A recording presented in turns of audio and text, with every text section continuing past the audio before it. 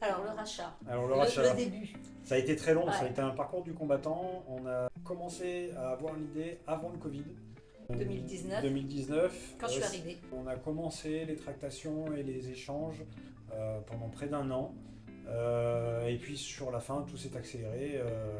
En 6 mois, c'était Même pas. même pas 6 En mois, été, c'était ça plié. fait un monté. Voilà. Pendant les premières années, C'était assez flottant. c'était une réflexion entre nous, avec des négociations avec le vendeur, C'était avec nouveau pour nous. des postures compliquées puisqu'on était salariés et qu'il fallait se transformer en des acheteurs. Donc ça, c'était un peu compliqué.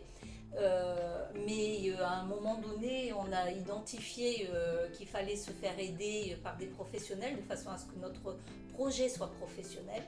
Et là, à partir du moment où on s'est entouré d'avocats, De juristes. d'experts comptables, qu'on a identifié la valeur qu'on était prêt à mettre sur cette société, ben là, ça s'est accéléré. On était identifiés comme les repreneurs avec déjà une posture de dirigeant.